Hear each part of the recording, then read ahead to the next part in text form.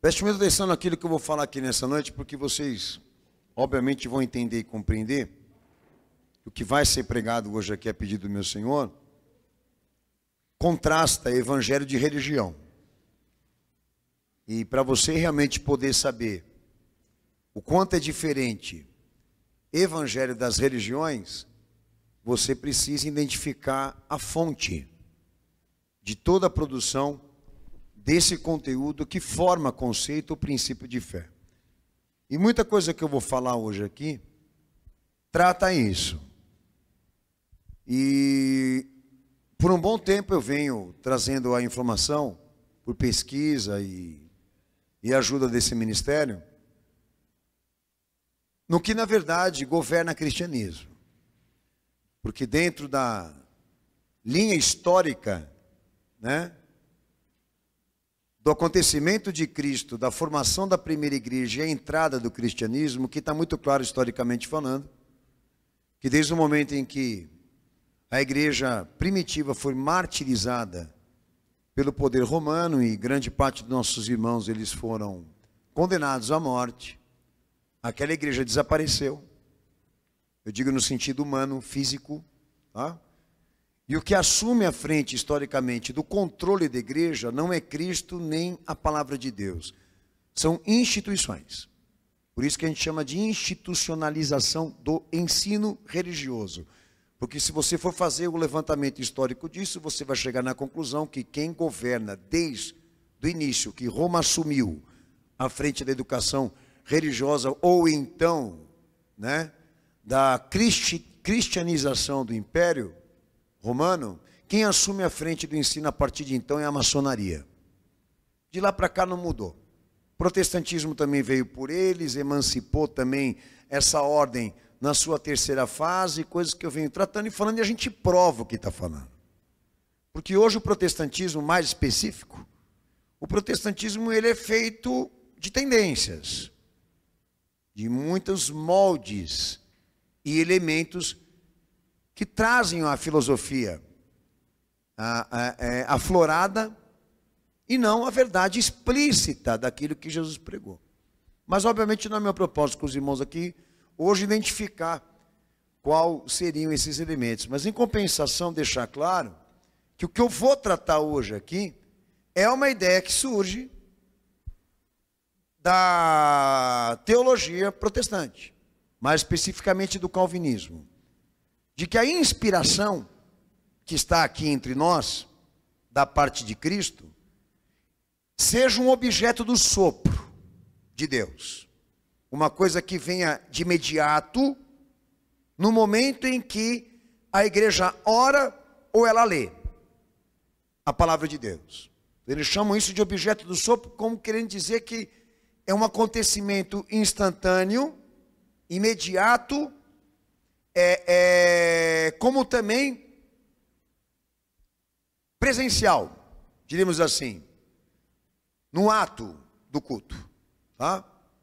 Agora, biblicamente falando, não consegue se provar esse conceito. Eu vou tentar desmanchar isso dentro de você para deixar claro aqui o que funciona, biblicamente falando, no que diz respeito à inspiração. Aí alguém aí no banco pode estar se perguntando, pastor, o que inspiração tem a ver comigo? É muito simples. Eu vou dar uma noção para você. Inspiração se traduz por influência. Influência gera desejos. Muitas vezes até sentimentos e paixões. Aquilo que levou a igreja para agora 7 de setembro, que levou a igreja para marchar pelo idealismo, pelo partido e por um presidente específico, aquilo ali é influência. Tá? O mecanismo que transferiu essas igrejas para as ruas, esse mecanismo, tá? Que controlou essa atividade, que organizou essa atividade, pode ser entendido e compreendido como uma autoridade que também proporciona e gera esses desejos ou esses posicionamentos de inspiração, referência e inspiração. Agora, se nós realmente formos investigar se as reivindicações, se o ato, se o sistema, se o método que eles usaram agora 7 de dezembro é bíblico, a gente vai chegar na conclusão que não é. Não adianta você dar ali o trecho como coisa cristã, ou determinar que isso seja como coisa cristã, se você não tiver capacidade ou condições de provar realmente que isso é verídico, que isso é lícito. E não é. Para quem é mais conhecedor da palavra, você sabe que não é. Mas em compensação, essa força motora que levou o povo para a rua a fazer esses apelos e a reivindicar essas pautas, ou é Cristo ou é o diabo. Mas há uma inspiração, como há uma fonte de autoridade. Agora o que eu quero deixar claro para vocês é, que aí entra o detalhe, que a inspiração, ela não vem no ato do culto, ela não vem pela leitura da palavra, ela não vem nas orações, ela não é um sopro de Deus, como estão traduzindo, cuja repercussão se dá ao ato, à experiência religiosa. A inspiração, ela é um mecanismo histórico de Deus, de coisas que ele registrou dentro da história, e que nós temos que ir lá buscar informações da parte dele pessoalmente, do que ele quer de nós. Então isso não é buscado aqui, é lá atrás, aonde ele foi crucificado por nós. Então eu vou combater isso aqui hoje, ok? E vou colocar 3 pontos aqui que eles defendem. A consciência é a verdadeira intérprete da vida? Biblicamente falando, não. A consciência não é a intérprete da vida. A interpretação da vida correta que nós temos que incorporar é Cristo encarnado. Não é a consciência. Pode vir muita coisa para a consciência, mas de Cristo só vem a verdade. Segundo ponto também que se defende na teologia liberal e também mais entre aqueles que são calvinistas, de que a inspiração ela seja uma experiência de exaltação divina, elevação de mente e alma, um momento miraculoso, íntimo com Deus. Não. Inspiração, ela provém de um acontecimento específico da vida do filho dele, mais personificado do que espiritual. Então não é um momento de exaltação de Deus para você e nem para mim, a luzes apagadas, no quarto fechado, num dia de consagração, que você recebeu uma mensagem lá, que você pode chamar isso de inspiração. Você pode chamar isso de recado, mas inspiração é outra coisa.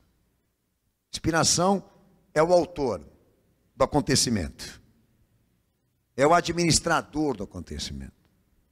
Mas eles defendem isso. E um outro detalhe também, de que o caráter divino pressupõe a escritura. O que eles querem dizer com isso? De que existe uma escritura, mas uma escritura que ela não tem autoridade final no julgamento. E qual é o gancho que eles pegam para afirmar isso? Que não há uma palavra absoluta, literal, ou que tem autoridade final na fé e na experiência das pessoas que estão dentro da igreja. Porque eles colocam, muitos dos apóstolos, eles colocam esses homens como parte desse conteúdo, eles colocam como escritores e autores de conteúdo. Ou seja, que muita coisa que esteja na tua Bíblia foi escrita por eles, foi produzida por eles e por isso não é confiável. Bom, até então, o posicionamento intelectual e teológico desses homens é um direito deles, o posicionamento. Mas em compensação, o que não é de direito deles e nem de ninguém, é falar sem provar. Porque esse é o detalhe, que eu vou começar agora, nesse momento, a tratar com o amado irmão. Porque quando a gente se perde nessa névoa de ideias, de pensamentos, de conceitos religiosos, a gente realmente fica meio perturbado, porque a gente quer chegar numa conclusão. A quem nós devemos se reportar e seguir? A quem devemos nos sujeitar? A igreja, a liderança, os homens? Quem é a autoridade máxima do pensamento teológico, como também do seu julgamento final? Aquele que tem a prerrogativa. messiânica. É ele que vai ditar as regras aqui. Primeira regra básica do pensamento teológico é identificarmos exatamente a autoridade maior ou acima da razão.